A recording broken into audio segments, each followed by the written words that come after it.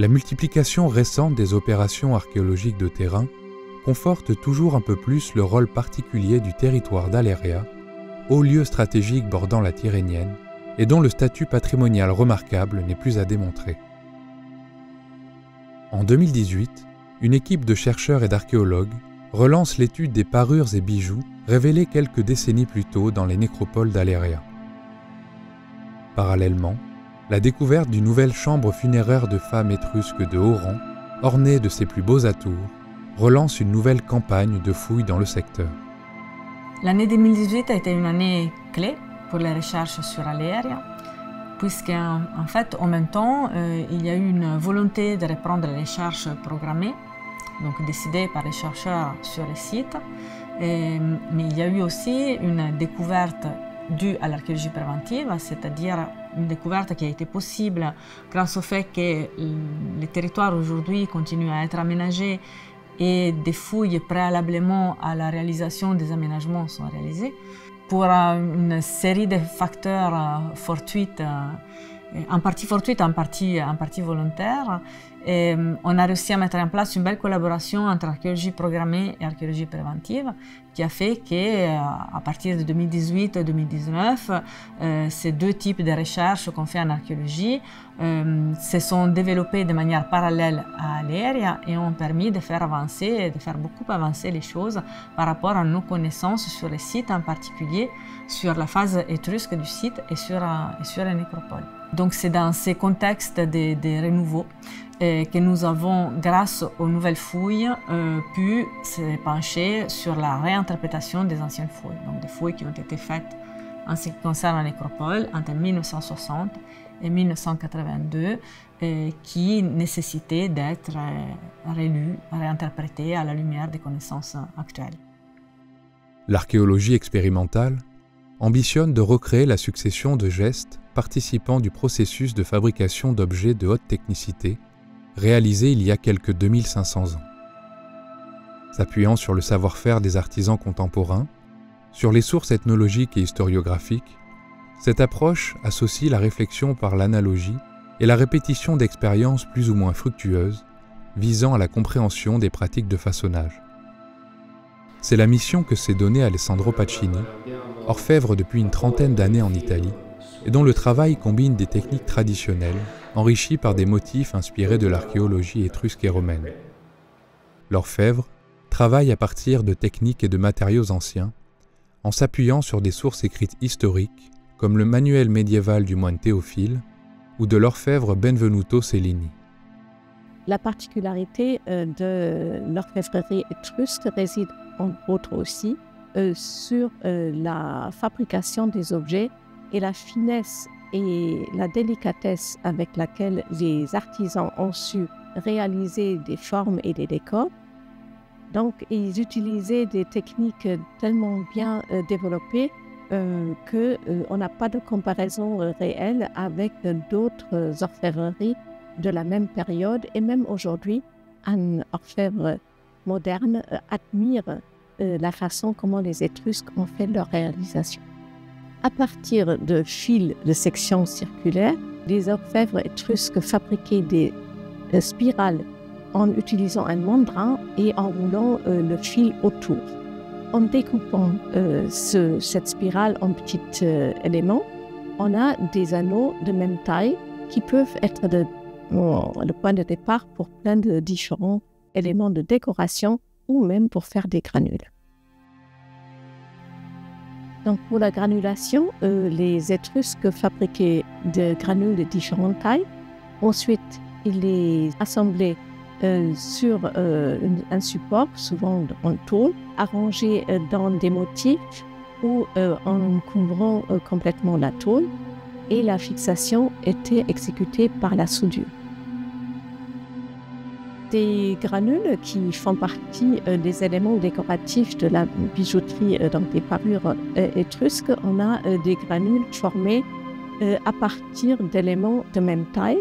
Par exemple, quand on a des anneaux fabriqués sur un mandrin découpé en petits morceaux, on peut les chauffer et former des bulles d'exactement le même poids et la même taille pour avoir un assortiment correcte pour la granulation. À partir d'anneaux qui ont été fabriqués sur un mandrin avec un fil qui est enroulé, on peut former différents éléments décoratifs pour le filigrane. Donc, on peut faire des pelts, on peut faire des petites rosettes, on peut faire plein de petites choses et entre autres aussi des éléments de chaînette. Aujourd'hui, les technologies mises au service de l'archéologie permettent de rendre compte de la finesse du travail des orfèvres étrusques. Le laboratoire Archéovision a ainsi collaboré par l'élaboration de modèles 3D de certaines pièces majeures de la collection de bijoux d'Aleria à leur meilleure compréhension. Il est désormais possible d'observer des détails difficiles à remarquer à l'œil nu.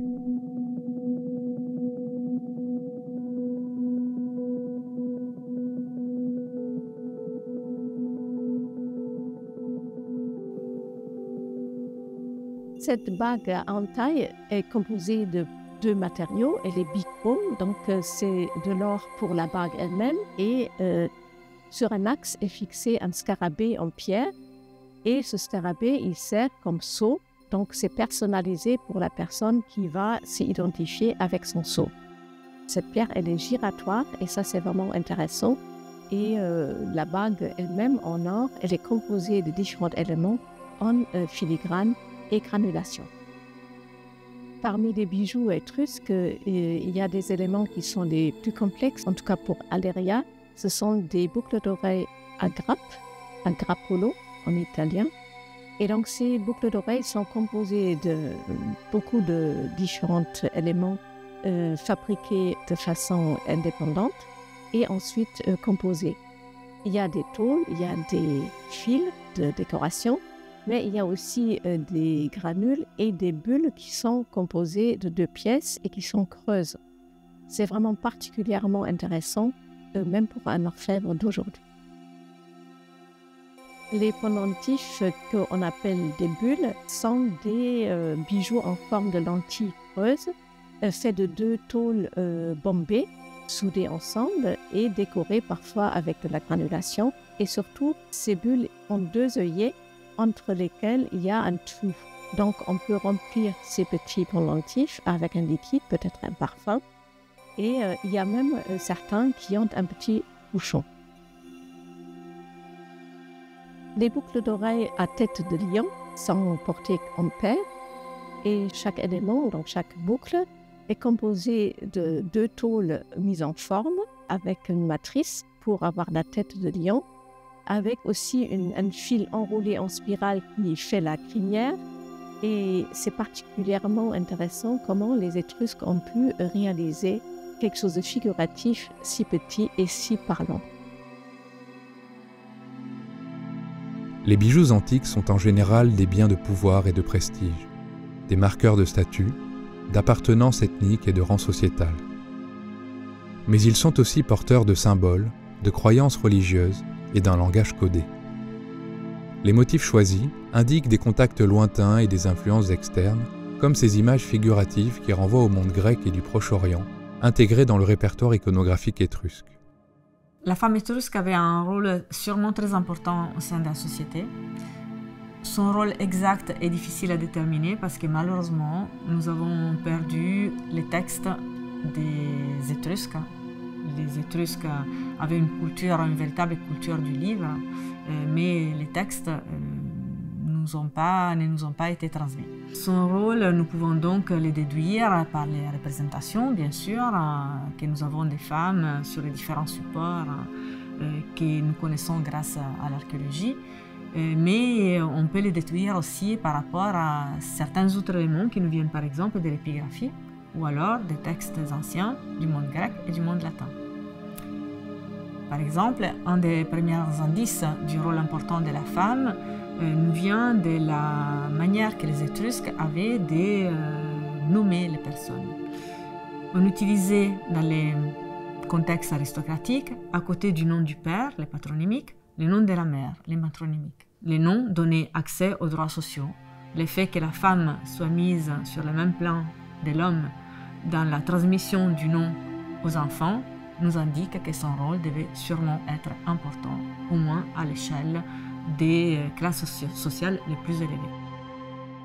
La femme étrusque de haut rang, représentée notamment sur les céramiques peintes, est vêtue de manière raffinée.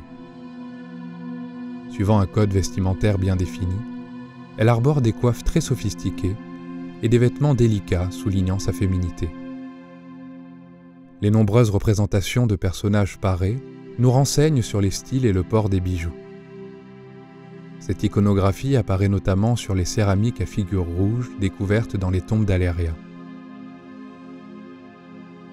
En Étrurie, ce répertoire figuratif est complété par de la statuaire, souvent en terre cuite, des sculptures de taille humaine, des bustes et des antéfixes.